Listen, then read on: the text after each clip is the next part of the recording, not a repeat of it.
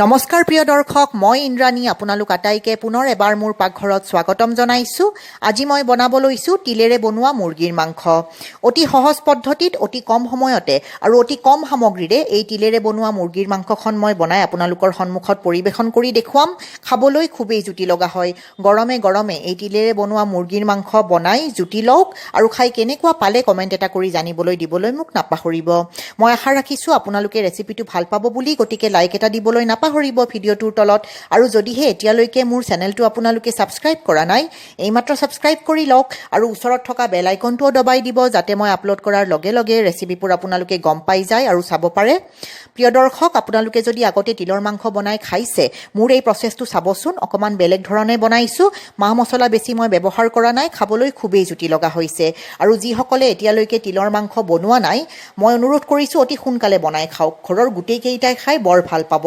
আহকচোন তেনেহ'লে দৰকাৰী সামগ্ৰীখিনি এবাৰ চাই লওঁ আৰু অতি সহজে তিলৰ মাংস মই কেনেকৈ বনাইছোঁ চাই লওঁ আহক।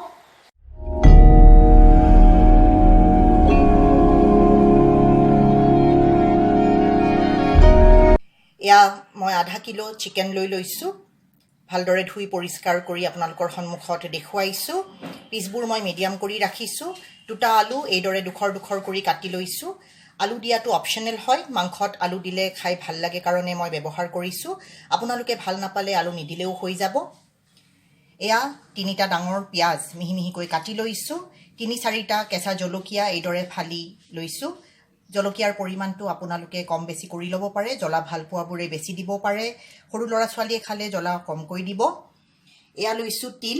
মই এবাটি তিল ব্যৱহাৰ কৰিছোঁ। এয়া বাকলি নথকা তিল মই লৈছোঁ। ছুপাৰ মাৰ্কেটত সেইদিনাখন যাওঁতে এইদৰে বগা তিলবোৰ দেখি ভাল লাগি গ'ল, সেইকাৰণে কিনি আনিলোঁ। ভাবিলোঁ আজি বগা তিলেৰে তিলৰ মাংসখন বনাই চাওঁ। এই তিলখিনি ভালদৰে ধুই পৰিষ্কাৰ কৰি শুকুৱাই ভালদৰে কিটচেন টাৱেলেৰে মচি শুকাই লৈ মই আপোনালোকৰ সন্মুখত দেখুৱাইছোঁ। এয়া সৰিয়হৰ তেল লৈছোঁ। 5-6 চামুচ টেবুল স্পুনেৰে সৰিয়হৰ তেল লাগিব।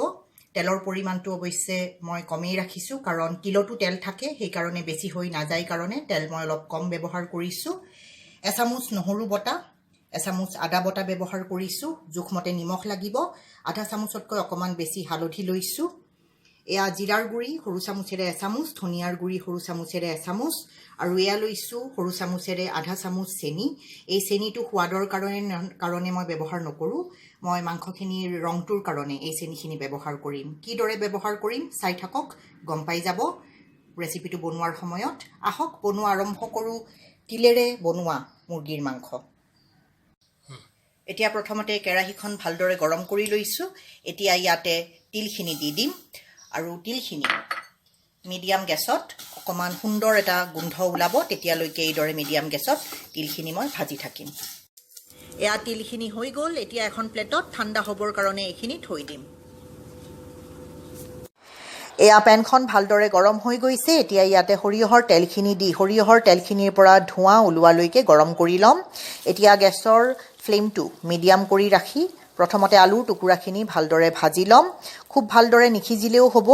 এয়া অকণমান গল্ডেন ব্ৰাউন হোৱালৈকে এইখিনি ভাজি ল'ম। এইদৰে আলু ভাজি মাংসত দিলে সোৱাদটো বৰ বঢ়িয়া লাগে। সেইখিনি তেলতে এতিয়া চেনিখিনি দি দিম। চেনিখিনি মই কেৰামেলাইজ কৰি ল'ম। এইদৰে কৰিলে মাংসৰ ৰংটো বৰ ধুনীয়া হয়। যিহেতু মই আজি মাংসখনত কাশ্মীৰী ৰঙা জলকীয়াৰ গুড়ি ব্যৱহাৰ কৰা নাই, সেইকাৰণে ভাল এটা ধুনীয়া কালাৰ হ'বৰ কাৰণে এই চেনিখিনি ব্যৱহাৰ কৰিছোঁ। এতিয়া গেছৰ ফ্লেমটো মিডিয়ামত থৈছোঁ আৰু এতিয়া পিঁয়াজখিনি ৰঙচুৱা হোৱালৈ ভালদৰে ভাজি ল'ম। এয়া পিঁয়াজখিনি 2 মিনিট ভজা হৈ গ'ল। এতিয়া এইখিনি সময়তে কেঁচা জলকীয়া, আদা আৰু নহৰু বটাখিনি যোগ কৰি আৰু 2 মিনিটমান ভালদৰে ভাজি ল'ম।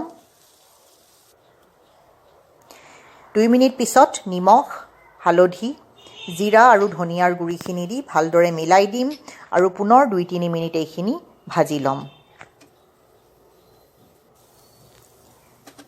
মছলাখিনিৰ লগত পিঁয়াজ, আদা নহৰু ভালদৰে ভাজি ল'লোঁ 2-3 মিনিট। এতিয়া এইখিনি সময়তে মাংসখিনি দি ভালদৰে মিলাই দিম। মাংসখিনি ভাজি থাকোঁতে এতিয়া তিলৰ যোগাৰখিনি কৰি লওঁ আহক। তিলখিনি ঠাণ্ডা হৈ গৈছে। এতিয়া এটা গ্ৰাইণ্ডাৰত দি তিলখিনি এটা সুন্দৰকৈ গ্ৰাইণ্ড কৰি খুব ধুনীয়া এটা পেষ্ট বনাই ল'ম। তিলখিনিত পানী পিছে যোগ কৰিব নোৱাৰিব। শুকানকৈ তিলখিনি মই ভালদৰে বটি ল'লোঁ। এতিয়া 20 মিনিট হৈ গ'ল। মাংসখিনি মই ভাজি আছোঁ। আলুখিনিও যোগ কৰি দিলোঁ। এতিয়া মাংসখিনি এইদৰে ভাজি থাকিব লাগিব। গেছৰ ফ্লেমটো কম কৰি ৰাখিম।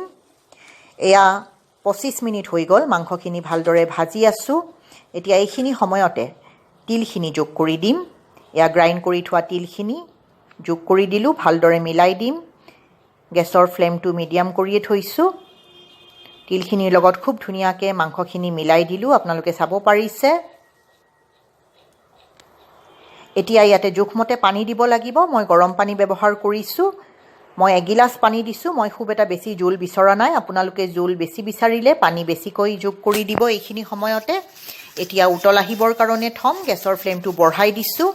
এয়া উতল আহিব ধৰিছে। এতিয়া গেছৰ ফ্লেমটো কম কৰি প্ৰায় 20 মিনিট সময় ঢাকি থ'লোঁ। এয়া 20 মিনিট হৈ গ'ল। আপোনালোকে চাব পাৰিছে খুব ধুনীয়া গোটা হৈ আহিছে জোলখন।